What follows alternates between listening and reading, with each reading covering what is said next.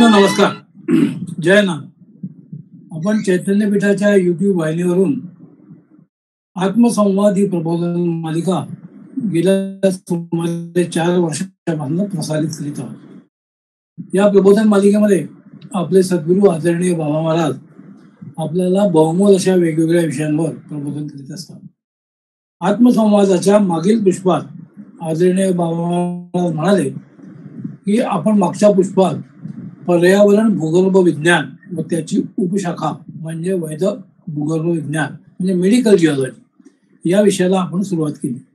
यात यज्ञाविषयी बोलत असताना जल प्रदूषण व नंतर वायू प्रदूषण हा मानवी शरीरावर तसेच मनावर परिणाम करणारा आहे वायू प्रदूषणासाठी आपल्या पारंपरिक शास्त्रात जसे सृष्टी संहिता व चरक संहिता आहे व अष्टांग हृदय चिकित्सा यामध्ये धूमपान चिकित्सा हा एक उपाय सांगितला आहे. यावर आपण चर्चा केली व परिसर शुद्धीकरणासाठी यज्ञ होम सांगितले आहे.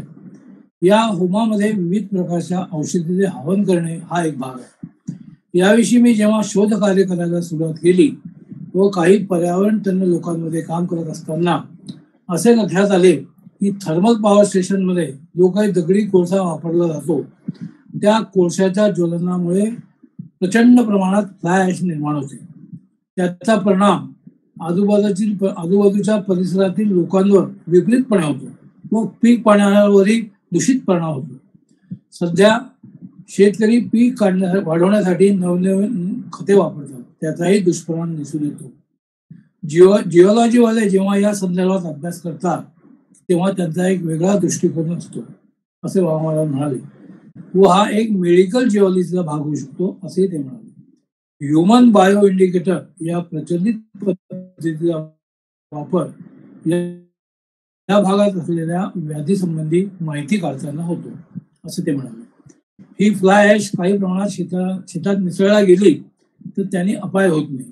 हा विषय आदरणीय बाबा महाराजांनी विस्तारपूर्वक इथे समजावून सांगितला व म्हणाले की साधारणपणे 80-90च्या काळात मी जेव्हा याच्याबद्दल रिसर्च पेपर बघितला त्यात त्यांनी असं म्हटलं आहे की यज्ञ झाल्यावर जे भस्म आहे व अभिमंत्रित तीर्थ आहे ते जमिनीवर ठराविक पद्धतीने शेतीच्या वेळेस वापरले तर त्या जमिनीतून उत्तम प्रकारचं पीक मिळतं. हवा यासाठी उत्तम प्रकारे पीक मिळतं. यासाठी मूळ आधार ही यज्ञ संस्था आहे. तसेच ते पुढे म्हणाले की गोमूत्र गोमय व औदुंबराखालची माती याचा देखील पिकाच्या दृष्टीने लाभकारक वापर करू शकतो. कारंजा येथील यज्ञाच्या वेळी कृषी देशपांडे या तज्ज्ञांची माझी या संदर्भात भेट झाली असे ते म्हणाले. आपल्या वैदिक साहित्यामध्ये माती प्रदूषित असेल तर ते प्रदूषण दूर करण्यासाठी तंत्र सांगितले आहे. हे तंत्र अतिशय सोपे व पुरातन आहे. घरातील प्रदूषण दूर करायचे असेल तर वैश्वदेव तंत्र सांगितले आहे. मोठ्या यज्ञांमुळे त्याच्या धुरामुळे घरातील वातावरणाची शुद्धी होते व जमिनीतील प्रदूषण या यज्ञातील रक्षेद्वारे दूर होते असे ते म्हणाले. जुना पराशर कृषी हा ग्रंथ व अग्निहोत्र कृषी तंत्र याबद्दल सुद्धा मी अभ्यास केला असे आदरणीय बाबा महाराज म्हणाले.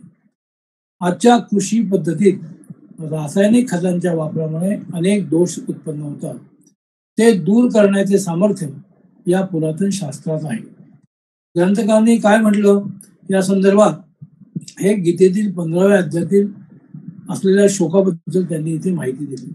त्यात चंद्रप्रकाशामुळे वनस्पतींची वाढ होते असे सांगितले आहे. पराशर ऋषींनी याचा जेव्हा अभ्यास केला व त्यांनी सांगितले की चंद्राचा प्रकाश ज्या तिथींना जमिनीला मिळत नाही तेव्हा त्यावेळेस पिकांची वाढ होत नाही. एका पाश्चात्य शास्त्रज्ञाचे त्यांनी केलेल्या अभ्यासाचे उदाहरण इथे आदरणीय बाबा महाराजांनी दिले. पराशर ऋषी ग्रंथकारांनी असे म्हटले आहे की काही कारणामुळे जमीन जर निर्जीव झाली असेल तर वडाच्या खालची माती 15 किलो घ्यायची व 1 एकरात ती जर वापरली तर ती उपयुक्त असते. असे फर्टिलायझर म्हणून आपण त्याचं काम करू शकतो. या अनुषंगाने चाणक्याच्या एका मंत्राचा उल्लेख इथे आदरणीय बाबा महाराजांनी केला व सांगितले की मध, गोमूत्र, गोमय व चांगले तूप याचा उपयोग शेतीत चांगले पीक येण्याकरता करावा असे त्यांनी म्हटले आहे.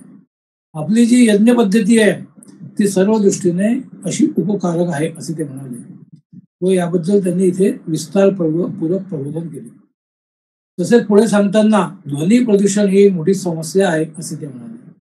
ध्वनी प्रदूषणामुळे अनेक व्याधी होतात व त्यावर उपाय म्हणजे संगीतोपचार चिकित्सा, म्हणजे चांगले संगीत ऐकावे तसेच विशिष्ट पद्धतीने साम गायन केले तर त्याचा व्याधींवर निश्चित चांगला परिणाम होतो व याबद्दलही आदरणीय बाबा महाराजांनी इथे विस्तारपूर्वक माहिती दिली. मंत्र, मुद्रा व स्वर याचा संबंध इथे आहे. विशिष्ट पद्धतीने ते ऐकवले तर रोग्याला ध्वनी प्रदूषणामुळे झालेल्या व्याधींवर निश्चितपणे फायदा होतो. ही एक प्रकारची मंत्रोपचार चिकित्सा आहे असे ते म्हणाले. व शेवटचा महत्वाचा घटक म्हणजे आचार रसायन. सामुदायिक पद्धतीने एखादे चांगले काम केले तर त्याचा निश्चितपणे चांगला प्रभाव पडतो. याला आचार रसायन असे म्हणू शकतो. प्रत्येकाने आपले स्वास्थ्य कसे चांगले ठेवावे याचे त्याचे स्वतःचे एक तंत्र कसे निर्माण करता येईल याबद्दल त्यांनी इथे उद्देश केला. मानसिक व्याधी जर निर्माण होत असतील तर या व्याधींवर सुद्धा जप यज्ञांनी ते नाहीशा होतात. एखाद्याची बुद्धी जर भ्रष्ट झाली असेल त्याला प्रज्ञापराध असे म्हटले आहे व त्याचे मन सुद्धा रोगाचे अधिष्ठान असते. आपल्या ग्रंथकारांनी यावर एक उपाय सांगितला आहे, तो म्हणजे यज्ञ चिकित्सा या ग्रंथाचा आहे. तो म्हणजे सरस्वती होम आहे. देवी भागवतातला श्लोक इथे असे सांगतो की दुधाचे हवन आपण जर केले तर त्यावर बरोबर धृताची आहुती दिली तर बुद्धीची शुद्धी होते व प्रज्ञापराध दोष दूर होतात. तसेच अनेक प्रकारचे मंत्र व्याधी दूर होण्याकरता इथे दिलेले आहेत असे आदरणीय बाबा म्हणाले. डोळ्यांच्या उपचाराकरता देखील इथे उपाय सांगितले आहेत. हे सर्व यज्ञ चिकित्सा ग्रंथात सविस्तरपणे नमूद केले आहे असे आदरणीय बाबा म्हणाले व त्यांनी आपल्या प्रबोधनाला इथे स्वल्प विराम दिला. मी बाबा महाराजांना विनंती करतो त्यांनी आजच्या प्रबोधनाला सुरुवात केली.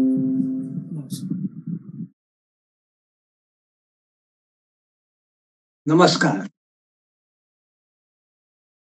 आतापर्यंत आपण वैदिक भूगर्भ विज्ञान या संदर्भामध्ये ज्या वेगवेगळ्या शाखा आणि त्याच्या उपशाखा यांच्याविषयी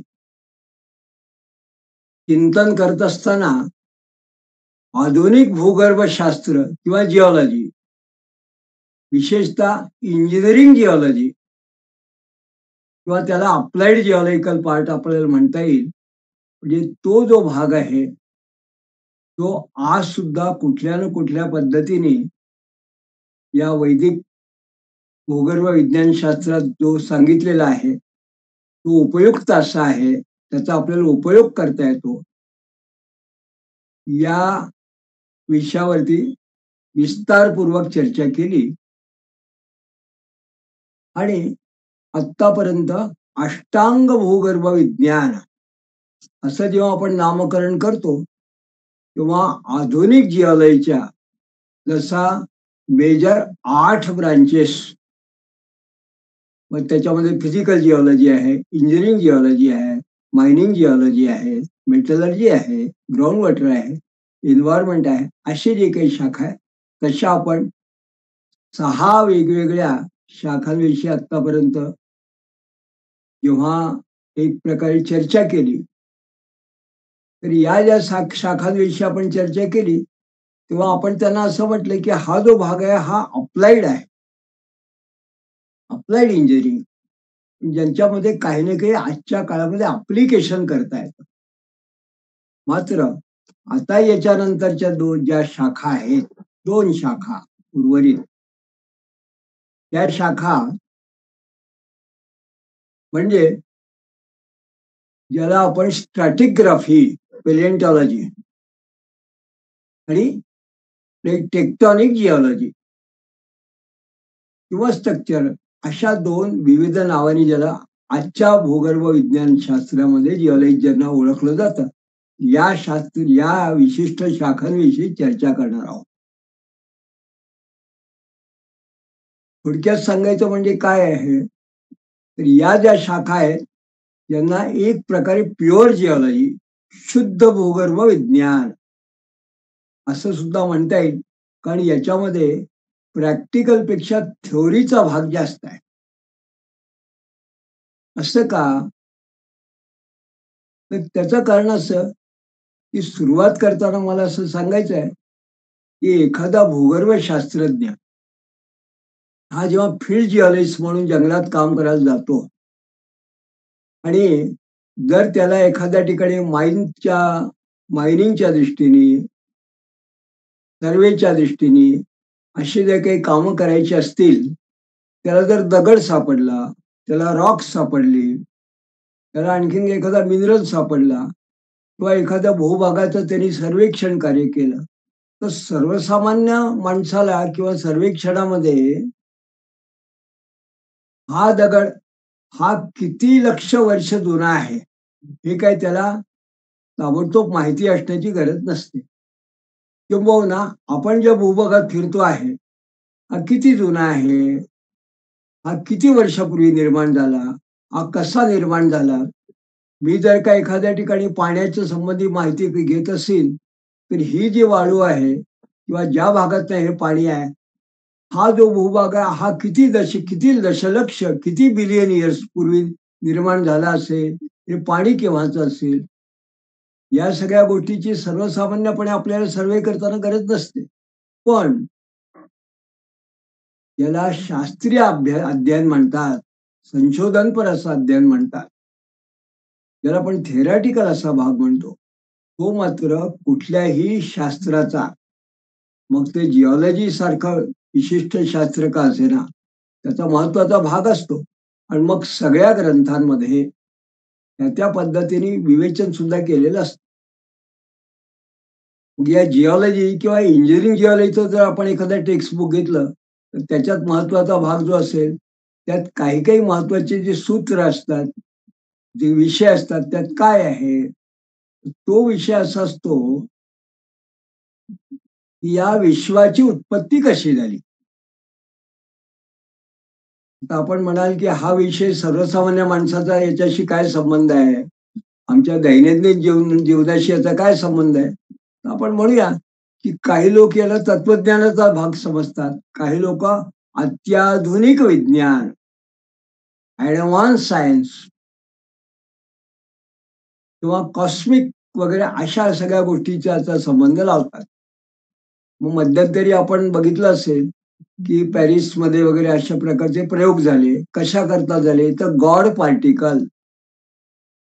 पार्टिकल याचा थोडक्यात अर्थ असा आहे की जनरेशन, ऑर्गनायझेशन आणि डिस्ट्रक्शन या तिन्हीला कारणीभूत असणारा जे काही मूलद्रव्य, मूलकण असेल, मूलकण्य, आम्ही असं म्हणतो ईश्वराच्या अधीन आहे. ईश्वरानेच प्रलयाने पृथ्वी नष्ट करते, पुन्हा पुनरपी जननम पुनरपी मरणम अशा पद्धतीने युगे युगे, युगानुयुगा असं याचं पृथ्वीचं निर्मिती आणि पुन्हा त्याचा ध्वंस हा होत असतो. ही आमची पारंपरिक कल्पना आहे. पण ही करण्यामागली जी शक्ती आहे, त्याला आमच्या तत्वज्ञानाच्या पद्धतीने साधारण धार्मिक आमचे विचार, त्यामुळे आम्ही ईश्वरीय शक्ती असं म्हणतो.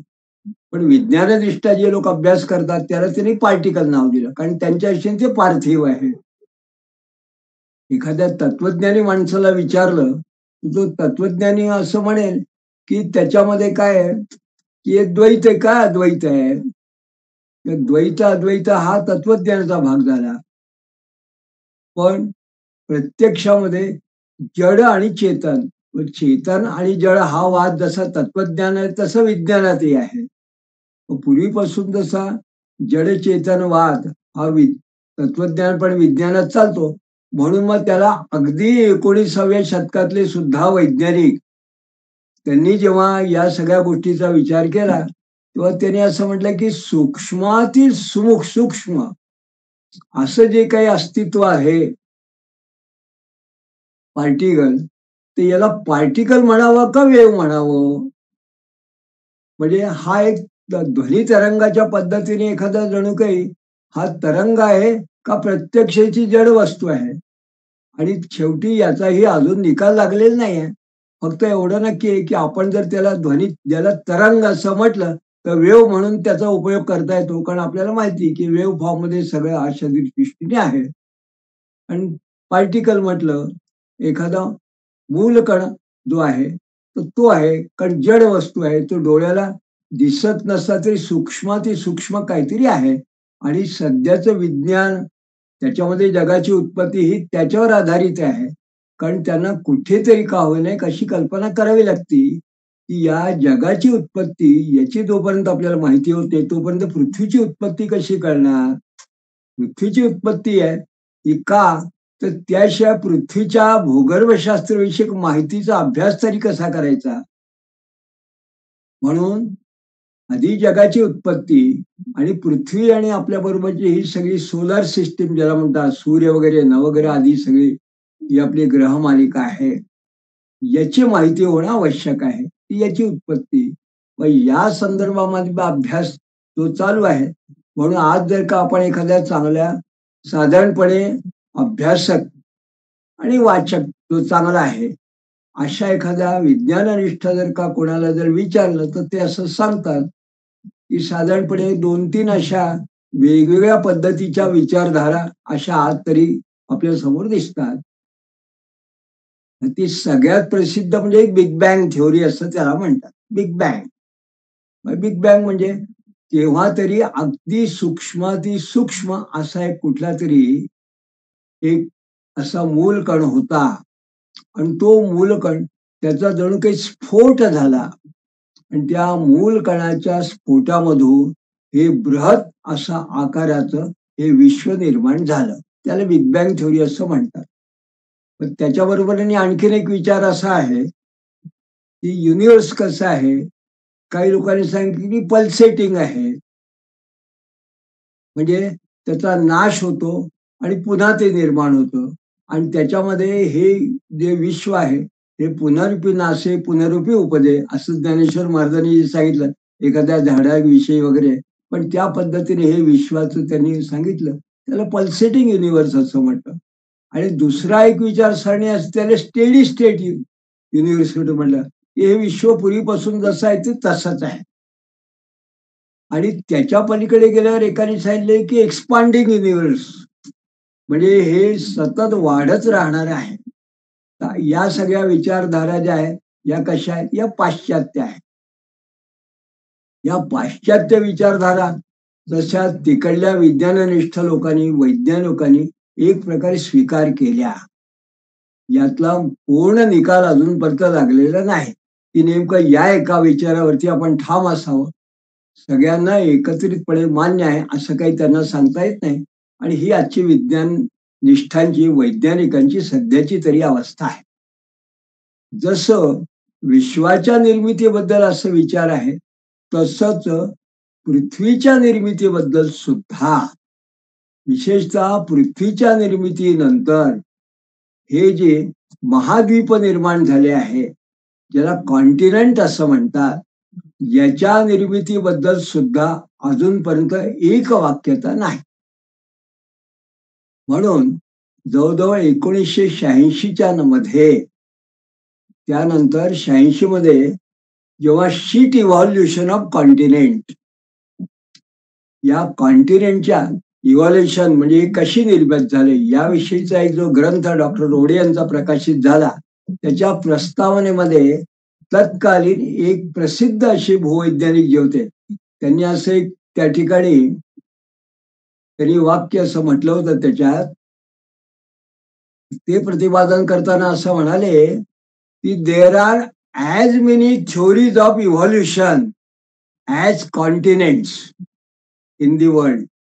म्हणजे जगात जितक्या प्रकारचे एक प्रकारचे महाद्वीप आपण म्हणतो आहेत, तितक्याच पद्धत, तितक्याच आणि जवळजवळ त्याच्यापेक्षा जास्त त्याच्याकरिता थ्योरी सुद्धा आहे. म्हणजे याच्यात सुद्धा अजून एकवाक्यता झालेली नाही.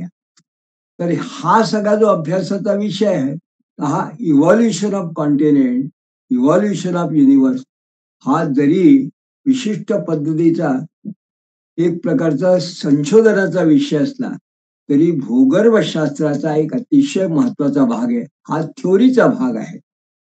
आणि जणू काही एक प्रकारे आपण त्याला असं म्हणावं की फिलॉसॉफी ऑफ द सायन्स, म्हणजे विज्ञानाचं एक तत्वज्ञान जे आहे त्यातलं मूळ तत्व, या पद्धतीने प्रत्येकाने तो अभ्यास करायला पाहिजे, असं विज्ञान शास्त्रज्ञ जे आहेत त्यांचा एक गमक आहे. म्हणून आता आपण जो विषय जेव्हा म्हणतो की जशी पाश्चात्य लोकांमध्ये या पद्धतीने अजूनही एकवाक्यता नाही, मग हा जो इव्हॉल्युशन आहे याच्याविषयी विचार मांडणं, पृथ्वीची निर्मिती कशी झाली याच्याविषयी विचार मांडणं, मग पृथ्वीच्या निर्मितीपासून आत्तापर्यंत किती कालावधी गेला आहे आणि त्या कालावधीमध्ये आपण ज्या कुठल्या एखाद्या भागामध्ये ज्या विशिष्ट प्रकारचे दगड, प्रस्तर ज्याला म्हणतात, रॉक फॉर्मेशन्स, हे जेव्हा बघतो तेव्हा त्या दगडाची निर्मिती केव्हा झाली असेल, त्याचे एकावर एक जर थर आहे त्याला स्तर असं म्हणतात, तर ते कसे निर्माण झाले असतील, मग त्याची क्वालिटी जी असते एक प्रकारची, त्याची संरचना असते, तो अभ्यास, त्याच्यावर तो जशी कालावधी म्हणजे कालगणना, हा एक वेगळा अभ्यास, आणि मुख्य म्हणजे याच्याबरोबर जशी पृथ्वीची निर्मिती झाली तसं पृथ्वीवरती आज तर मनुष्य प्राणी दिसतात, शहरं दिसतात, गावं दिसतात, अनेक प्रकारच्या नाना योनी ज्याला आपण म्हणतो तशा स्पेसीज दिसतात. पण या ज्या काही आपण पाहतोय आपल्या आसपासच्या स्पेसीज, याची मूळ सुरुवात कुठून झाली असेल, सगळ्यात सुरुवातीला काय निर्माण झालं असेल, या सगळ्याचा विचार ज्या शास्त्रात केला जातो, ते शास्त्र हा जो भाग आहे हा जिओलॉजीचा एक महत्वाच्या दोन शाखा आहे. त्यालाच आपण टेक्टॉनिक किंवा स्ट्रक्चरल जिओलॉजी आणि स्टॅटिग्राफिक पेलियंटॉलॉजी असं त्याला म्हणण्याचा एक जो सध्या भाग आहे. तर हे दोन शाखा म्हटल्या जातात.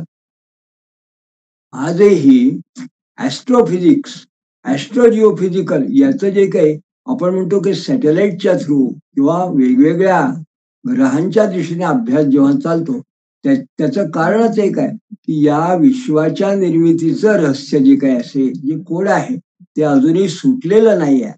म्हणून सुरुवात करताना गॉड पार्टिकलचा मी उल्लेख केला की त्याच्याविषयी प्रयोग झाले तेव्हा जगभर ते गाजले, तरीही अजून एक वाक्यता विज्ञान निष्ठाने झालेली नाही.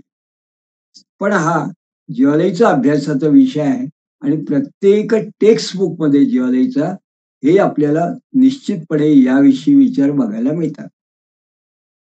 एवढी सगळी आपण पूर्व पीठिका, आधुनिक जिओलॉजी, मॉडर्न जिओलॉजी त्याबद्दल आपण चर्चा केल्यानंतर मग आपण जो वैदिक भूगर्भ विज्ञान याचा जेव्हा आपण आता विचार करतो आहोत, तेव्हा वैदिक भूगर्भ विज्ञान शास्त्रामध्ये खऱ्या अर्थाने भूगर्भ विज्ञान किंवा भूगर्भ शाखा, याच्यामध्ये भूगर्भ किंवा भूची निर्मिती, पृथ्वीची निर्मिती आणि पृथ्वीचं ही जी निर्मिती आहे याच्याच बरोबर भूस्तर म्हणजे स्टॅटिग्राफी, याच्यावरती जे वेगवेगळे स्तर आहेत आणि त्याच्यावरती वेगळ्या प्रकारचे जे प्राणी वगैरे आहे यांची उत्क्रांती, याला उत्क्रांती हा शब्द आहे, तर यांची उत्क्रांती कशी झाली हा एक महत्वाचा विषय आहे. तर आता या विशिष्ट विषयावरती आपण या पुष्पांमधून आता आपण चिंतन करणार आहोत. आज या विषयाला सुरुवात करताना मला असं सांगायचं आहे की वैदिक शास्त्रामध्ये किंबहुना वैदिक साहित्यामध्ये हा जो विषय आहे, जगाची किंवा विश्वाची उत्पत्ती, पृथ्वीची उत्पत्ती आणि उत्क्रांती, याचा उत्कृष्ट असा जो विचार सांगितलेला आहे तो केव्हापासून आहे, अगदी थेट ऋग्वेद संहितेमध्ये याचं वर्णन मिळतं आपल्याला मिळतं. त्यामुळे ऋग्वेद संहिता, त्यानंतर शतपथ ब्राह्मण, त्यानंतर तैत्तिरीय वगैरे ही जी काही उपनिषद आहेत त्यांच्या संहिता, अशा अनेक मूळ वैदिक संहिता आणि मग पुराण संहिता, त्याच्याबरोबर मनुस्मृती आणि मग भागवताती वगैरे काय पुराण, इथपर्यंत या सगळ्याची एक वेगळ्या प्रकारची जणू काही एक जंत्री आपल्याला या सगळ्या आपल्या जुन्या साहित्यातून मिळते. फक्त मला असं सांगायचं आहे की या सगळ्याचं संहतीकरण, एकत्रीकरण आतापर्यंत सहसा कुठे असं बघण्यात येत नाही. ते मात्र आपण आता या आपल्या चिंतनातून संहतीकरण संहिता पद्धतीने करण्याचा आपण प्रयत्न करणार आहोत. कारण वैदिक साहित्य इतकं विस्तारित आहे की त्याचा काही सूत्रांचाच फक्त संदर्भ आपण घेऊ शकतो आणि आपला विषय मांडण्याचा प्रयत्न करणार. तर आजच्या विषयात सुरुवात करताना आपण जर असं म्हटलं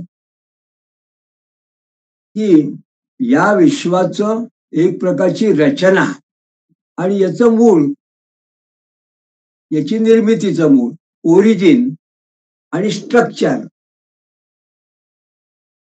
ऑफ युनिवर्स, विश्व. तर याच्याबद्दल नेमकं काय आपलं वैदिक साहित्यात सांगितलं आहे, तर ऋग्वेदामध्ये अतिशय प्रसिद्ध असं एक नासदीय सूक्त आहे. प्रसिद्ध आहे कारण बहुतेक ठिकाणी नासदीय सूक्त हे खूप लोकांना माहिती आहे. तर नासदीय सूक्त, अस्यमाम्य सूक्त, ही पुरुष सूक्त, ही ऋग्वेदातली किंवा अन्य साहित्यातली प्रसिद्ध सूक्त अशी म्हटलं आहे. उत्तर नारायण सूक्त आहे, ते सुद्धा यजुर्वेदातलं प्रसिद्ध आहे. या सूक्तांमधून आपल्याला हळूहळू या संदर्भात लक्षात येतात. तर हे सूक्त काय सांगतं, हे जे ऋग्वेदातलं नासदीय सूक्त आहे हे असं म्हणतं, नासदासिन्नो सदासित तदानी नासिद्रजो नो व्योमा परो यत किमा वरीवाह कुहु कस्य शर्मन्नभ किमासित दुर्द्रहणम गभीरम न मृत्युरासित द अमृतम न तही न रात्र्या अंधम आसित प्रकेताः आनिंदवातम स्वदया तदेकम तस्मान् वा अन्य परम किंचनास. हे ऋग्वेदातल्या दशम मंडलातलं 129वं सूक्त आहे आणि त्यातलं पहिल्या आणि दुसऱ्या या रुची आहेत. याच्यात काय, तर याचा अगदी भावार्थाने आपण असं म्हटलं तर हे असं सांगतं की या विश्वाच्या निर्मितीपूर्वी, या विश्वाच्या निर्मितीपूर्वी पृथ्वी नव्हती, आकाशही नव्हतं, पाणी नव्हतं, जन्म किंवा मृत्यूही नव्हता,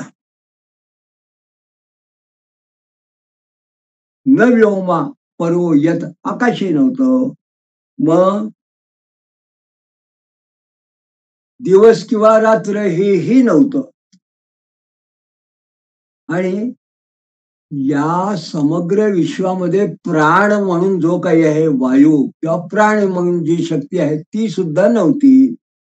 मग याच्यात काय आहे, तर मुख्य म्हणजे त्यावेळेस त्या अवस्थेमध्ये फक्त डार्कनेस, ज्याला आपण असं म्हणतो, न रात्र्याम अन्य आसित प्रतेचा आनिंदवातम स्वदया तदेकम,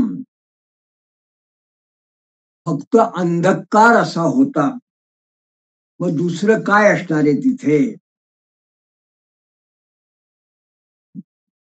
म्हणजे काहीही त्यावेळेस नव्हतं, असे हे रुद्राचे सूक्त सांगतो. तेव्हा या जगाच्या किंवा पृथ्वीच्या उत्पत्तीपूर्वी दिवस नाही, रात्र नाही, समुद्र नाही, पृथ्वी नाही, काहीच नाही, प्राणी शक्ती सुद्धा, ऊर्जा वगैरे काही नाही. मग काय झालं पुढे, पुढे त्यांनी असं म्हटलं, या ऋग्वेदामधलं एक प्रजापती सूक्त आहे, त्यात त्यांनी पुढे असं म्हटलं, हिरण्यगर्भ समवर्तताग्रे भूतस्य जात पतिरेक आसित दोधार पृथ्वी विद्या मुते माम कस्मे देवाय हविषा विधेम. पुढे यस्ये मे हिमवंतो महित्वा यश्यम समुद्रम रसयो सहाहु यस्ये महा प्रदेशो यस्ये बाह्य कस्मे देवाय हविषा विधेम येन द्यौ रुग्रा पृथ्वींच दृष्ट्वा येन स्वे स्तबितम येन नाकम यो अंतरिक्षे रजसो विमानः कस्मे देवा हविषा विधेमम. म्हणजे मग काय, तर त्याने असं सांगितलं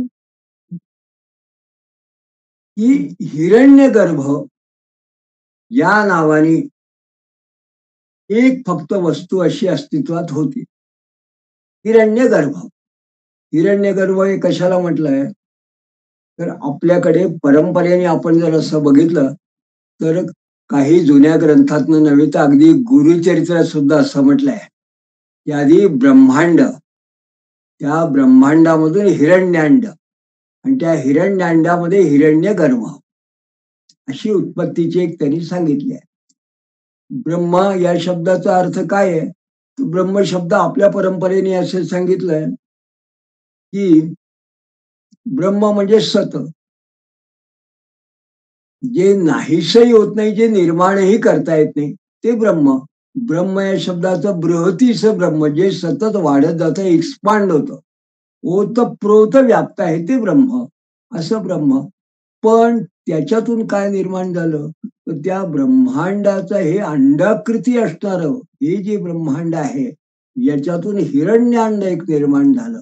एक असा अंडाकृती निर्माण झाली, त्यातनं एक शक्ती, त्याला हिरण्या गर्भ म्हटलं. त्याचा जो मूळ जे आहे सूत्र, त्याला हिरण्य गर्भ असं म्हटलं. आणि हे हिरण्य गर्भ जे आहे, हे या जगाच्या, आपल्या आसपासच्या जगाचं ज्याला म्हणतो विश्व, त्याच्या उत्पत्तीला कारण आहे असं जेव्हा ग्रंथकारांनी म्हटलं, तर ते काय म्हणतात की हा हिरण्यगर्भ समवर्तताकडे भूतस्य जात, या हिरण्यगर्भापासूनच समग्र या सृष्टीची किंवा आपण जे जग म्हणतो याची उत्पत्ती झाली. हा एकटाच हिरण्यगर्भ असं होतं. मग नंतरचे जे भाष्यकार वगैरे आहे, जे त्यांनी वेदांताचारी अर्थ लावतात, धार्मिक कर्मकांडाच्या दृष्टीने अर्थ लावतात, आपापल्या पद्धतीने त्यांनी सांगितले की हा हिरण्यगर्भ म्हणजे प्रजापती, प्रजेचं पालन करणारा जी कुठली शक्ती आहे ती हिरण्यगर्भ. पण या ठिकाणी शुद्ध स्वरूपात जर म्हटलं, तर आज ज्याला गॉड पार्टिकल असं लोक म्हणतात, पार्टिकल, तसा हा हिरण्यगर्भ नावाची अस्तित्वात असणारी वस्तू, हा हे मात्र आपले ग्रंथकार सांगतात. त्यांनी असं म्हटलं की हा एकटच जर का हिरण्यगर्भ असेल, तर त्याच्या आधी काहीच नव्हतं, पण त्याच्या निर्मितीनंतर त्याला जर का अस्तित्व आलं, त्यामुळे दिशांचं अस्तित्व आलं, दिशा निर्माण झाला, मग त्यानंतर काल निर्माण झाला, आणि त्यानंतर दिशा आणि काल जशा निर्माण झाल्या, तशी खोली, उंची या सुद्धा काही कल्पना त्यानंतर झाल्या, कारण त्याच्या आधी काही नव्हतंच. पण त्यानंतर मग खऱ्या अर्थाने मग पृथ्वी, सूर्य वगैरे हे सगळे झाले, जसे निर्माण झाले. आणि त्याच्याबरोबर मग त्यांनी आणखीन काय सांगितलं की त्यानंतर जणू काही बर्फाने आच्छादित असलेले असे जे काही पर्वत आहेत, यस्ये मे हिमवंतो महित्वा यशम समुद्र रसयो सहाहू, आणि जणू काही पाण्याने भरलेले, पाण्यामध्ये क्षार असल्यामुळे ज्याला रस असं म्हटलं, अशा वेगवेगळ्या क्षाराने भरलेले, खारट वगैरे असे अशा समुद्रांची निर्मिती झाली या हिरण्यगर्भाच्या नंतर. आणि अशा पद्धतीने एक जणू काही त्यांनी विश्वाच्या उत्क्रांती किंवा निर्मितीबद्दल एक आपल्याला सूचक असे हे सूक्तांनी संकेत दिला. आता या पद्धतीने जसं आपण पाहतो की हे एक त्यांनी संक्षेप असं सांगितलं, तर याला अगदी थोडक्यात जर सांगितलं तर याची पुढे पुढे निर्मिती कशी झाली ते वेगवेगळ्या पद्धतीने ग्रंथकारांनी सांगितलेलं आहे. पण भागवताने आणखीन एक त्याला एक वेगळा त्याला आयाम दिला, पुरुष सूक्ताने त्याला आणखीन वेगळा आयाम दिला. मग हे जे काही आहे ओतप्रोत व्याप्त, त्याला काही लोकांनी प्रजापती म्हटलं, काही लोकांनी हिरण्यगर्भ म्हटलं. पण काही ग्रंथकारांनी, जसं आपण म्हटलं पाश्चात्य देशात वेगवेगळ्या पद्धतीने लोक इंटरप्रिट करतात, वेगवेगळ्या पद्धतीने लोक याचं वर्णन करतात, तसं आपल्या इकडे आहे. मग आपल्याकडे एका ठिकाणी याला शब्द दिला पुरुष. पुरुष शब्द कुठून आला, पुरुष्येते स पुरुषा, पुरु म्हणजे शरीर, या शरीरामध्ये तुम्हाला चलनवलन करायला सगळं करणारा, जी ऊर्जा देणार जो कोणी आहे त्याला पुरुष म्हटलं.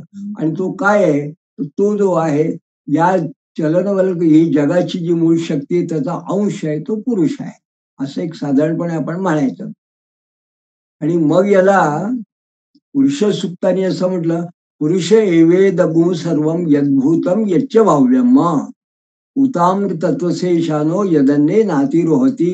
हा कधीच नाहीसा होत नाही, नातिरोहती, तो कायम सतत असतो.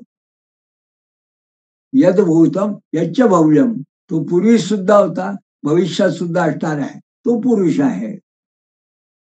पुरुष एवेदगुण सर्वम, हा सर्वत्र होत व्याप्त आहे. म्हणजे आता या ठिकाणी हिरण्यगर्भ प्रजापतीने म्हणतो आपण पुरुष शब्द मांडला, पण या पुरुषाविषयी त्यांनी काय म्हटलं,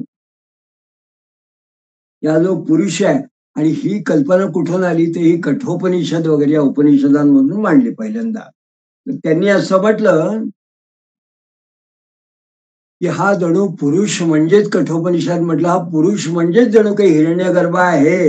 आणि त्यांनी असं म्हटलं, पुरुषात न परम किंचित सा काष्ठा सा परागती महता परम व्यक्त अव्यक्त अमव्यक्तात पुरुषा पराहा. व्यक्त आणि अव्यक्त याच्या सुद्धा पलीकडे असणारे जे काही आहे तो पुरुष आहे. म्हणजे याचा अर्थ एका अर्थीने त्याच्यापासूनच सगळ्याची निर्मिती झाली. आणि आणखीन एक महत्वाचं त्यांनी असं म्हटलं, सोयम पुरुष प्रजापतीर कामयत ब्रह्मेव प्रथम सृजत. म्हणजे ब्रह्मदेवाने म्हणजे ब्रह्म्याने पहिल्यांदा पुरुष जणू काही हा निर्माण केला. अशा पद्धतीने जेव्हा झालं, आणि मग या ठिकाणी महत्वाचा एक शब्द आपल्याला असा येतो, यथा ह्या आपस्तु विच्छिन्ना स्वरूपम उपयंती वै. या ठिकाणी शब्द आता आपल्याला आला की आप शब्द आला. आप शब्द कुठून आलाय आपल्याकडे, तर आपल्याकडे परंपरेने काही जी सूक्त आहे त्याच्यामध्ये एक असं म्हटलंय, आकाशात वायू, वायू अग्नी, वायवात अग्नी, अग्न्यात आपा, आदिव्या पृथ्वी, पृथ्व्यात औषधी, औषधी उभो अन्नात, अन्नात पुरुषा. थेट अवकाशापासून आकाशापासून पुरुषापर्यंत माणसापर्यंत उपपत्तीचे जे स्टेजेस आहे त्या एका सूत्रात त्यांनी सांगितलं. आता इथे आप शब्द आला, तर आप आपल्याला माहिती आहे की या आप म्हणजे पाणी.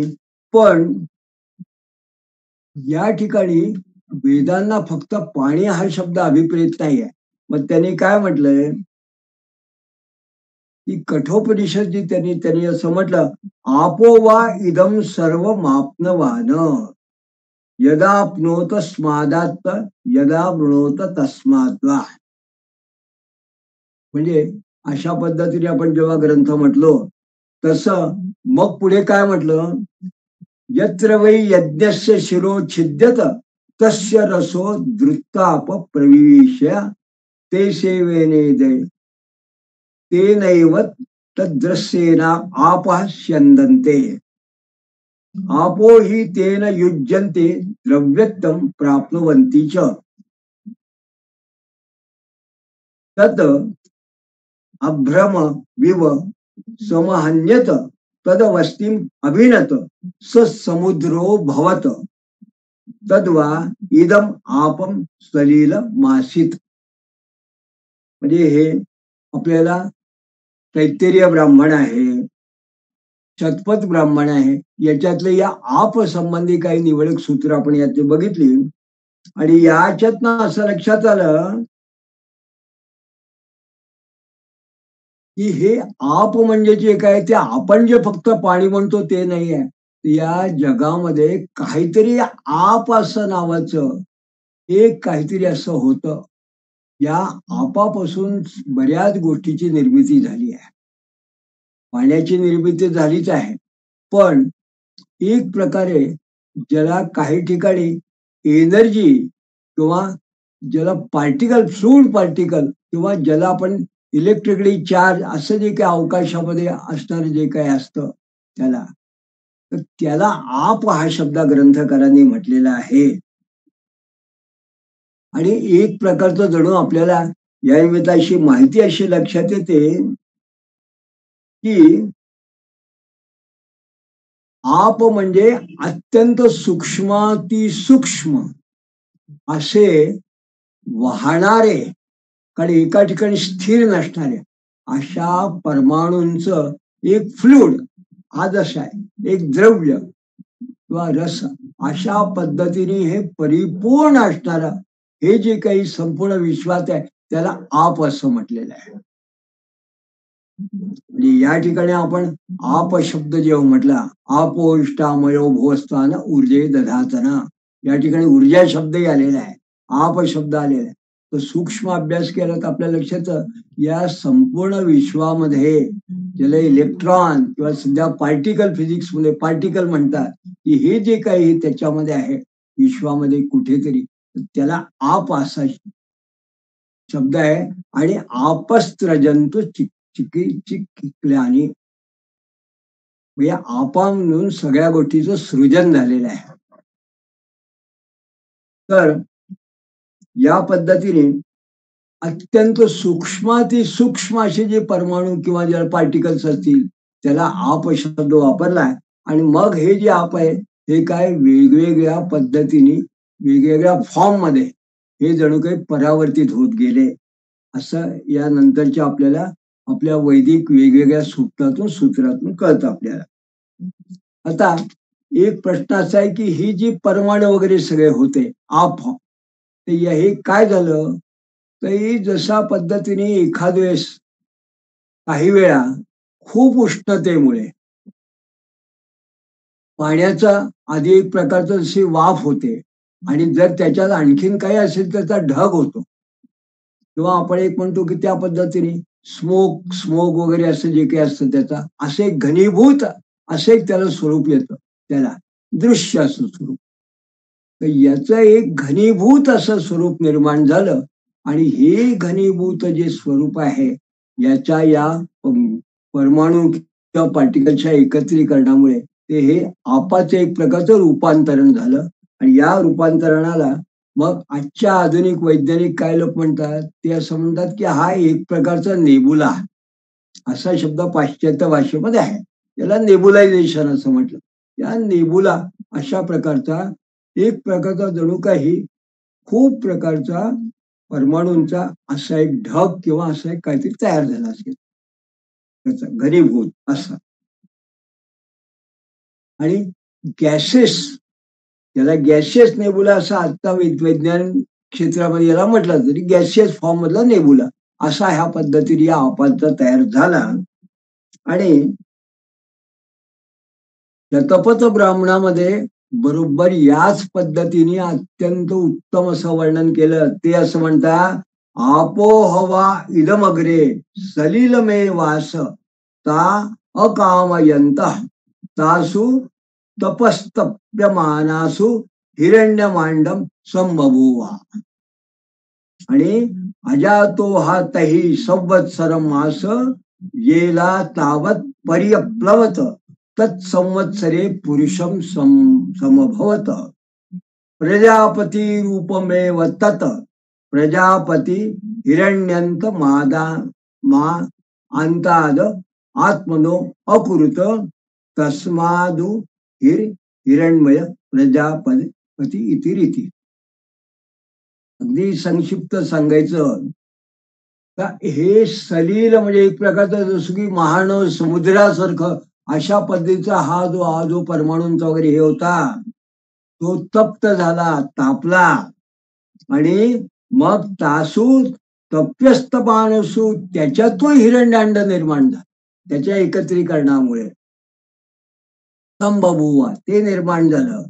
मग त्याच्यानंतर कितीतरी कालावधीपर्यंत ते तसंच होतं. मग त्यानंतर मग जणू काही त्या हिरण्यातून पुरुष एक प्रकारचा जो निर्माण झाला, समय काही विशिष्ट प्रकारचा. आणि मग त्या पुरुषापासून प्रजापती झाला, ज्यांनी सृष्टीची निर्मिती केली. कारण कोणीतरी करणार आहे ही जी संकल्पना आहे, तो प्रजापती त्या पुरुषापासून निर्माण झाला. म्हणजे सरळ सरळ आप हा जो आपापासून एक प्रकारचं हिरण्यांड, हिरण्यांडांपासून पुरुष, पुरुषापासून प्रजापती आणि प्रजापती सृष्टवा, त्यांनी सृष्टी निर्माण केली, असं हे शतपथ ब्राह्मणामधलं आपल्याला सूक्त सांगतो. आता याच्यामध्ये आणखीन एक शब्द आहे. याच्यामध्ये काय आहे, याच्यामध्ये अग्नी शब्द आलेला आहे. आपम नपत, आपम नपत याचा अर्थ हे तप्त झालं, म्हणजे या आपाच्यावर अग्नी तिथे आहे. व या पद्धतीने हा जो अग्नी आहे, अग्नी आणि आप यांच्यामुळे, दोन्हीमुळे हा जणू काय, म्हणून तेव्हापासून हा अग्नी. तर एका अर्थाने हे सूक्त किंवा हे सूत्र असे सांगतात की अग्नी आणि आप या दोघांनी मिळून या हिरण्यांड जे काही आहे त्याला जन्म दिला जणू काही. आणि हे जे सुवर्ण हिरण्यांड आहे याच्यामध्ये काय आहे, तर अष्टो पुत्रासो आदितेय जातास्तत्पान्नास परी यद्देवा यतयो यथा भुवनानी पिच्छन्त. या ठिकाणी काही लोकांनी याचा भावार्थ असा काढला की ही जी काही त्यातनं निर्मिती झाली आहे त्यात 8 अष्टपुत्र असो अधिकतेय, 8 पुत्र किंवा संतती ज्या झाल्या त्यातल्या 7 काय झाल्या, तर 7 सप्तग्रह होऊन गेले आणि 8वा तसाच राहिला पृथ्वी. म्हणून हे पृथ्वी आणि सप्तग्रह हे अशा पद्धतीने निर्माण झाले. यासाठी अशी एक साधी छान कल्पना ही आपल्याला ऋग्वेदातल्या या 10व्या मंडलामध्ये एक ठिकाणी दिसते. आता पुढे त्यांनी असं म्हटलं, को ददर्श प्रथम जायमानस्तन्वंतम यदानस्व विभर्ती अस्य वामस्य फलितस्य होतु तस्य भ्राता मध्यमो असस्य. अशा पद्धतीने एक जणू काही प्रश्न त्यांनी विचारलं आणि याच्या बरोबरीने मग त्यांनी असं म्हटलंय, सप्तयुंजंती रथमेकम चक्रमेको अश्वो वहंती सप्तनामा. हे ऋग्वेदातल्या प्रथम मंडलातले जे सूक्त आहे, तर हे काय विषय याच्यामध्ये विषय, तर त्रिनाभी चक्रमजरम मनपूर्वम यत्रेमा विश्वा भुवनादी तस्थू. अगदी सोप्या शब्दात जर म्हटलं तर सप्तयुंजंती रथमेकम चक्रमेको अश्व वहंती सप्तनामा. म्हणजे सूर्य जो आहे, हा सूर्य हा आपल्या बरोबर 7 जणू काही घोडे हे यांना एक प्रकारे वाहून नेतो. अशा पद्धतीने सुप्तम युजांती रथमेक चक्रमेको, एक अशा चक्र अमुक जसे ते वाहून नेतो. म्हणजे काय की सूर्य आपल्या बरोबर हे सप्त जे ग्रह आहे आणि पृथ्वी यांना एकमेकांच्या जणू काही आकर्षणामुळे हा सूर्य वाहून नेतो. म्हणून या अश्ववामी सूक्तामध्ये म्हटलंय अश्वो वहंती सप्तनामा असं आहे. आणि याच्यामध्ये त्रिनाभी, याच्या जे रथ आहे त्याला 3 नाभी आहे. तर 3 जे हिवाळी, पावसाळा, हिवाळा वगैरे या जणू काही याच्या हे सगळे चालत असताना चक्राच्या नाभी आहे. आणि यानंतर एक महत्वाचं सूक्त आपल्याला असं दिसतं, ऋतंच सत्यम चाभिद्दान तपसो ध्वजायत ततो रात्रम जायत तत समुद्रो अर्णव समुद्रा अर्णवा दधी संवत्सरो अजायत अहोरात्राणे विदधिस्तस्य मिशतो वशी सूर्याचंद्रमसो धाता यथा पूर्वमेव कल्पयत दिवंच पृथ्वीच्या अंतरिक्षमयो स्वम. थोडक्यामध्ये अशा पद्धतीने हे सूत्र जे आहे ऋग्वेदातलं हे असं सांगतं की सूर्याचंद्रमसो धाता यथा पूर्वमेवा अकल्पयत. म्हणजे याच्यापूर्वी सुद्धा अशा पद्धतीने सृष्टीची निर्मिती होत राहिली आहे. आणि अगदी निसंदिग्ध असं सांगतात की याचाच अर्थ असा आहे की याच्यापूर्वी सुद्धा झाली आणि पुढेही होते.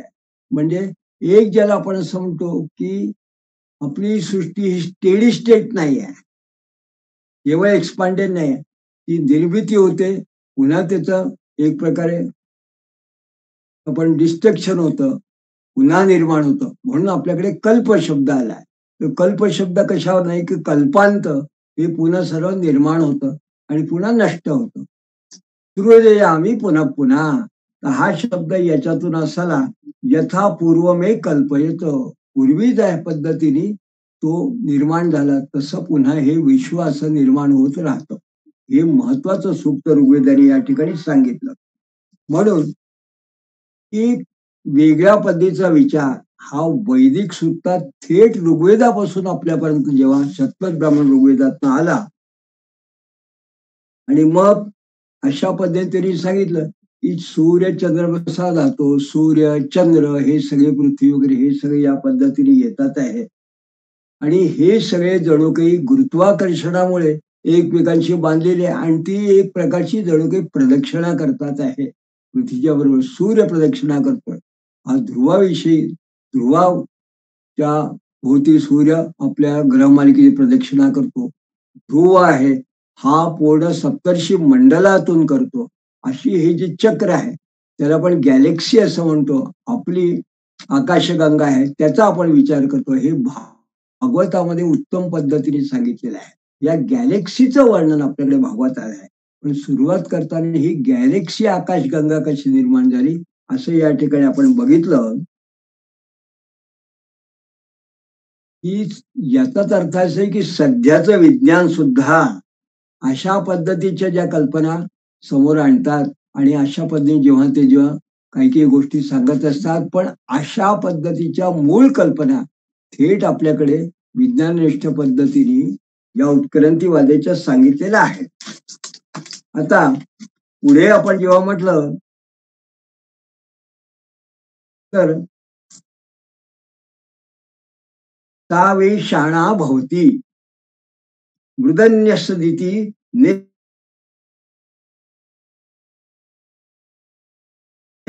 भूत्वैतस्माद्यन्तादस्य जन्ने दिष्टमूल्यमासित्ते शाणास्तस्तस्माते पुतयो वान्ति वा उल्वम जरायुणो भवति यद्वस्य जराद्यासि तद्दीक्षित तवसंत मंतरम. अत्यंत महत्वाचं आहे. पृथ्वी जसं पूर्वी केव्हा तरी अगदी सूक्ष्म परमाणूंचा असं घनीभूत अशा प्रकारचा ढग तयार झाला.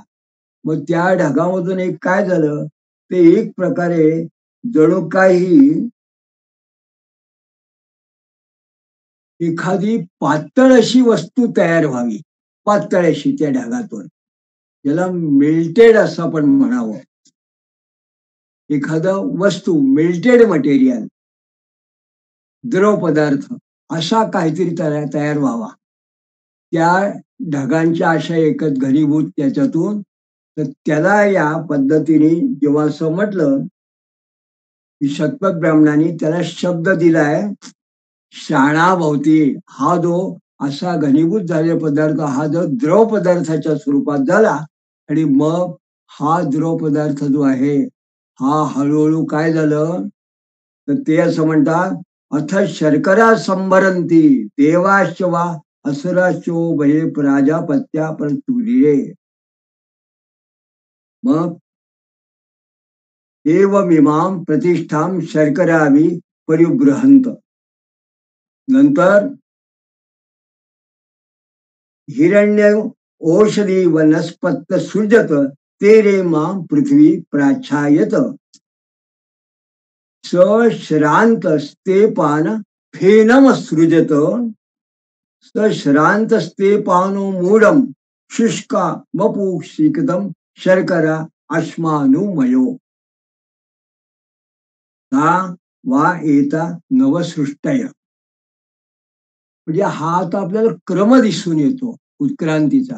म्हणजे काय झालं या ठिकाणी आपण त्याला म्हणते की एक मोल्टन असा काहीतरी कुठली तरी द्रव पदार्थ निर्माण झाला.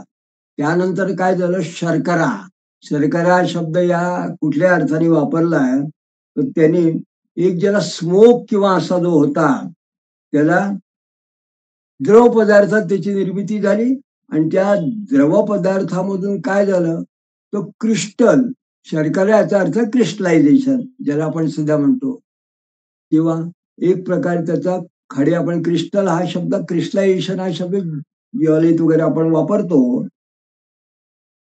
या पद्धतीने जणू काही त्याचा एक प्रकारे एकत्रित होऊन तो त्याचा एक क्रिस्टलायझेशन जसं व्हायला कठीण त्याचा, आणि मग त्यानंतर खूप जास्त अतितप्त असं ते वातावरण जेव्हा होतं, त्याच्यामुळे त्याचं जणू काही वाष्प झाली, वाफ झाली, आणि त्या वाफेचं पाण्यामध्ये रूपांतरण झालं.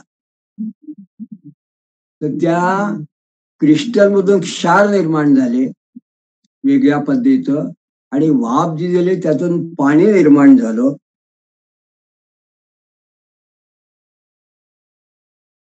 आणि अशा पद्धतीने जणू काही ज्याला ओशन ज्याला आपण म्हणतो, महासमुद्र, आशिष सागर यांची निर्मिती झाली त्या काळामध्ये सुरुवातीला, असं ते असं म्हणतात. आणि त्याच्यातून मग या जे काही क्षार वगैरे त्यात असतील त्या क्षारांमधून औषधी देवा पूर्वे जाता, हा औषधी विशिष्ट प्रकारचे क्षारामध्ये निर्माण, त्यापासून मग झाडांची वनस्पतीची उत्पत्ती झाली. तर हे जे सगळे वर्णन आहे आपल्याला दिसतात, तर याच्यामधून साधारणपणे असं लक्षात आलं तर जसं जसं आपण अगदी काही निवडक अगदी सूत्र अशी बघतो आहे, कारण मूळ ग्रंथ जर संहिता बघितला तर त्याचे भावार्थ मोठे आहे, पण काही स्टेजेस आपल्याला यातनं अशा लक्षात येतात. की स्टेजेस कसं आहे, या पृथ्वीच्या उत्पत्तीच्या निर्मितीच्या काही विशिष्ट स्टेजेस आहेत, आपण ज्याला असं म्हणतो काही क्रम आहे. आणि हे क्रम कसे आहे, या ग्रंथाने जर पाहिलं तर आपण मूळ जो ग्रंथ आहे त्याच्यात तैत्तिरीय ब्राह्मणामधले काही जर सूच्या बघितल्या तर ते असं म्हणतात, तस्मादात्मन आकाश संभूता, आकाशात वायू, वायोरग्नी, अग्नेत रापः, अदिव्या पृथ्वी, तस्मात् ते पान धूमो अजायत, ज्योतिर्जायत, तद भ्रमेव समन्य अन्वत, तदवस्ती अभिमत, सो समुद्रो भवत, यदुक्त सा वा पपद्युत, सा पृथिवी भवत, सा शर्कराभि दृश्यत. दद्रता च्या वेगवेगळ्या ग्रंथामधून, तैत्तिरीय ब्राह्मणातल्या पण वेगवेगळ्या रुचांमधून आपल्याला दिसतं. म्हणजे काय झालं ते याच्यातून एक क्रम आपल्याला दिसतो. याच्यातून फेन, फेन म्हणजे आपण फेस ज्याला म्हणतो, हा एक प्रकारे निर्माण झाला.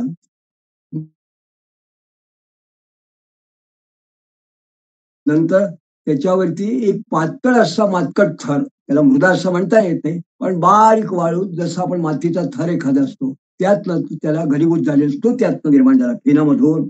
मग त्याच्यामध्ये राहिलं की त्यानंतर सूक्ष्म, त्याला असं म्हटलं की सूक्ष्म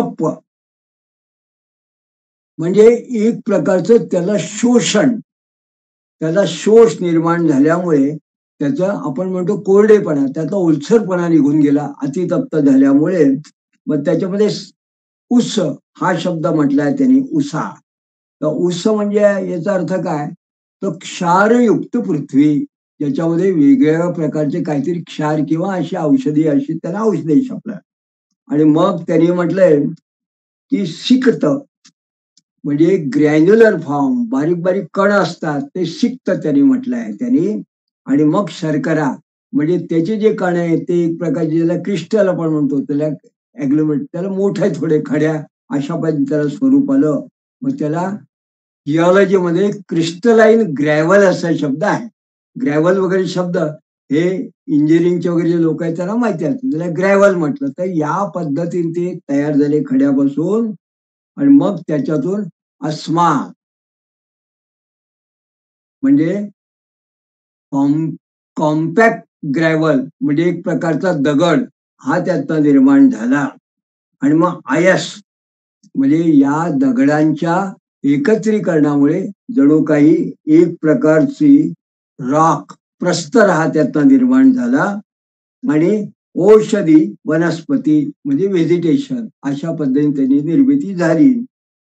तर या जणू काही वेगळा हा क्रम आहे ज्याला आपण स्टेजेस म्हणतो.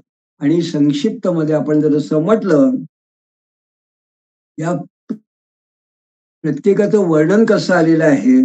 शतपथ ब्राह्मणामध्ये म्हटलं आहे, ता तप्यंतम ता फेनम सृजंतम तस्मा अपाम तप्ताना फेनो जायते. म्हणजे त्या फेन फोम आपण ज्याला म्हणतो तो त्याच्यामध्ये झाला. न वा एषा शुष्को ना आर्द्रो वृष्टासित, म्हणजे या शुष्कपणा अशा पद्धतीने त्यात निर्माण झाला आहे. मग पुढे जेव्हा त्यांनी असं की मातीसारखा जो खोलगट भाग आहे त्याच्याबद्दल वर्णन करताना म्हटले, आपो वा अर्काहा स यदोपन्यते मृदेव भवती स फेन यदोपहन्यते मृदेव भवती. म्हणजे या ठिकाणी मृदा हा शब्द आलाय, त्याला जिओलॉजीमध्ये क्ले असं म्हणतात त्याला. आणि ज्याला ड्राईंग किंवा आपण ज्याला म्हणतो कोरडं करणं असं त्याला सुद्धा शब्द आहे.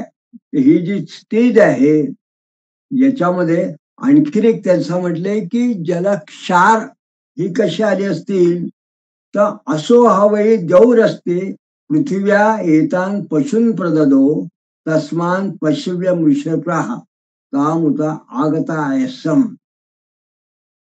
तमनयोर द्यावा पृथिव्यो रसम मन्यते. म्हणजे रस हे जे पाणी होतं ते रस का झालं तर ते क्षारांमुळे झालं आहे. आणि या ठिकाणी जणू काही त्यांनी आकाशामध्ये असं जे काही आहे तर येता पंच पशुना पशुन पश्यत, ते ना पशु का म्हटलंय, त्याला जनावर या अर्थाने नाही आहे. तर हे आकाशामध्ये असणारे जे काही विशिष्ट प्रकारची काही द्रव्य असतील ते द्रव्य त्याच्यामध्ये मिसळल्यामुळे त्यांना पशु असं म्हटलंय. आणि ते जणू काही मायक्रो किंवा अशा पद्धतीचे लेवलचे जे अगदी मायक्रो म्हणतात ते क्षारीय द्रव्य त्यात मिसळले, त्यामुळे त्याला रस एक प्रकारचा निर्माण झाला. आणि त्याला एक शब्द असा आहे की सिकता सा मृत, म्हणजे ती मृदा जी होती तप्यत सा सिकता असृजत, म्हणजे त्याचं एक प्रकारचे ग्रेन तयार झाले. आपण आता त्याला ग्रॅन्युलेशन असं जर शब्द म्हटला तर ग्रॅन्युलेशन शब्द आपल्याला पटकन का लक्षात येतो, तर आज जर एखाद्या जिओलॉजीच्या माणसाला विचारलं तो सांगतो सगळ्यात जुन्या पद्धतीचा जर का भूमीवरती निर्माण झाले काय आहे तर त्या दगडाला काय म्हणतात, ग्रेनाइट. हा ग्रेनाइट कशावरनं निर्माण झाला तर जे ग्रेन्स आहे ते खूप तापल्यामुळे मोल्टन फॉर्म मध्ये तापल्यामुळे जेव्हा ग्रेन झाले आणि ते एकत्रित झाले त्याच्यापासून ग्रेनाइट नावाचा किंवा बेसमेंट ग्रेनाइट नावाचे जे ओल्डेस्ट जे रॉक्स आहे ते तयार झाले, त्याला म्हणतात ग्रॅन्युलेशन. आणि याला मूळ संस्कृत शब्द आहे सिकता. तर त्यांनी असं म्हटलंय की अशा पद्धतीने पृथ्वीची निर्मिती होऊन हळूहळू सा मृत तप्यत सा सिकता असृजत एषा वा अग्निर्वैश्वानरो यद आदित्य स इदम आसित. आणि त्याच्याबरोबर त्यांनी असं म्हटलंय तसे तत भस्म यत सिकता, त्याचं एक प्रकारचं जणू काही पावडर असतं, भस्म शब्द म्हटलाय ते सुद्धा त्याच्यामध्ये मिश्रण आहे. त्याच्यामुळे त्याला सध्याचे जे रॉक आहे ग्रेनाइट आपण म्हणतो काही प्रमाणात तो त्याचा जणू काही फॉर्म झाला अशा पद्धतीने त्याशी म्हटलं. आणि त्याच्यामध्ये आणखीन एक व्हेरायटी आहे, जर जुन्या आपण रॉक्स मध्ये बघितली तर त्याला काय म्हणतात की क्रिस्टल आणि ग्रॅव्हल, क्रिस्टलाइन ग्रॅव्हल अशी जी पद्धत आहे याला विशिष्ट शब्द आहे. क्रिस्टल हा फार पूर्वीपासून आहे कारण तो खूप आधी आपल्याला मिळतो असा. त्या क्रिस्टलाइन ग्रॅव्हलला शब्द जो आहे त्याला शर्करा शब्द त्यांनी असा म्हटलेला आहे. आणि त्याने म्हटलं अशिर्यंतंता शर्करा अभवन किंवा पयस्तृतीयम रथस्तृतीयम युपस्तृतीयम ये अंतःशराः तेजो अग्ना अददु यश्च शर्कराः. म्हणजे एवामिमाम प्रतिष्ठाम शर्करावी पर्यगृहंतो, म्हणजे हे एक प्रकारचं क्रिस्टलायझेशन आपण ज्याला म्हणतो ही अशा पद्धतीचं क्रिस्टलायझेशन पर्यंत ही आपल्याला या मुळात ग्रंथामध्ये दिसते. आणि मग जसे क्रिस्टल असले तसे कॉम्पॅक्ट मोठा दगड जो कॉम्पॅक्ट ज्याला म्हणतो त्याला कॉम्पॅक्ट ग्रॅन्युलेट जर किंवा आपण शब्द वापरला एखाद्या ज्वेलर्स माणसाने तर त्याला काय म्हणावं तर आपल्याला एक शब्द आहे त्याला अस्मा असं म्हटलंय. अश्मा काय लोक आहेत त्याचा अपभ्रंश आहे. तर पक्का दगड त्याला अस्मा असं म्हटलंय आणि त्याने म्हटलंय शर्कराया अश्मानम असृजत तस्मात शर्करा अश्मे वा अंततो भवती. हे शतपथ ब्राह्मणातला 6व्या अध्यायातला पहिला जो आहे त्यातला 35वा असा त्यातला जो भाग आहे त्यातला आहे शर्कर. आणि याच्यामध्ये आणखीन विशेष काय आहे तर यात आयस आणि हिरण्य तर अश्मनो लोहान मुठ्ठितम म्हणजे या दगडामध्ये काय मिळालं तर लोखंड. अश्मनो लोहमुत्थितम या दगडामधून लोखंड तयार मिळाले म्हणजे लोखंडासारखे धातू सुद्धा याच्यावर निर्माण झाले. आणि लोखंडाचं असे जे काही हे आहे त्याला संहितेमध्ये वर्णन केले. लोहनचमे शीसनचमे हे जे काही वेदात आहे काही लोखंड ही निर्मिती जी झाली ती त्यात सांगितली आहे. आणि आजच्या जिओलॉजीचा सुद्धा जे लोक अभ्यास करतात ते लोक सांगतात की सायमा सिग्मा सियाल आणि निफे अगदी पृथ्वीच्या खाली कोरमध्ये सगळ्यात आधी काय आहे तर निकल आणि आयरन निफे एनआय आणि एफे म्हणजे आयरन. तर लोहाची निर्मिती आधी झाली निकलची लोहाची. तर त्याच मध्ये लोखंड या ठिकाणी त्यांनी असं म्हटलं आहे अश्मनो लोह मुत्थितम. आणि औषधी म्हणजे वनस्पती. तर या पुढे आपल्याला लक्षात येतात की कालवाली कृता हेयम तही पृथिव्यास अथवे तही अल्पा पृथिव्यासिद अजाता औषधया. आणि कामायाम लभामहे यशाम या औषधयश्च वनस्पतयश्च जायंता इति. म्हणजे वनस्पती आणि वेगवेगळ्या प्रकारच्या ज्या औषधी आहे त्या निर्माण झाल्या. आणि विशेष म्हणजे हा जे जैमिनी ब्राह्मण आहे ज्या त्याच्यात आणखीन असं म्हटलंय सोमवै राजानम यत सुपर्ण आहारत समभिनाच तस्य वा विप्रुषो अपतस्तंता एवेमा औषधयो भवन सर्वाम वै सौम्या औषधया. तर सोम हा जो आहे याच्यामध्ये या झाडांच्या वनस्पती किंवा हे जे काही फळं फुलं जे काही तेव्हा केव्हा तरी पृथ्वीवर निर्माण झाली असतील तर त्याला सोम हा एक मोठा महत्वाचा त्याचा भाग आहे. याच्यामुळे वनस्पती वाढतात. सोमो भूत्वा रसात्मकम असे गीतेने सांगितले. हा सोम शब्द आहे हा त्याच्यामध्ये इथे आलेला आहे. तर अशा पद्धतीने आपण असं म्हटलं की पृथ्वी जी आहे याच्यात अजूनही सगळ्यात जे त्याचं मूळ जे कोर ज्याला असं म्हणतात या पृथ्वीचा सगळ्यात खालचा भाग आजचं विज्ञान 6000 किलोमीटर वगैरे असं जर आपण खाली गेलो कितीतरी मूळ पृथ्वीचा जो आहे मधला भाग आहे केंद्र तिथे काय आहे तो अग्नीच आहे. मोल्टन लावा आहे वगैरे आपण म्हणतो. तर याच्यामध्ये शतपथ ब्राह्मणांना असं म्हटलंय अग्निगर्भा पृथ्वी ही या पृथ्वीच्या गर्भामध्ये अग्नी आहे असे सांगतात. तर या पद्धतीने आज आपण वेगळ्या पद्धतीने या पृथ्वीच्या उत्पत्तीबद्दल उत्क्रांतीबद्दल आपण जेव्हा विचार करतो आहोत तेव्हा आपल्याला असं लक्षात आलं की एक साधं सूत्र जे आहे की या विश्वाची निर्मिती कशी झाली तिथपासून पृथ्वीची कशी झाली आणि या पृथ्वीच्या निर्मितीपासून दगडापर्यंत किंवा साधारण त्या दगडाचा एखादा रॉक ज्याला आपण प्रस्तर आणि त्याच्यामध्ये मेटल्स अशी एक साधारणपणे जो क्रम आहे तो आपण यातल्या ठिकाणी बघितला. आता याचा पुढचा जो भाग आहे पुढे त्याच्यात कालगणना आहे त्याची वेगवेगळ्या पृथ्वीची जी त्याची जी रचनात्मक जो भाग आहे तो आपण पुढल्या आपल्या या चिंतनात बघणार आहोत. तोपर्यंत नमस्कार.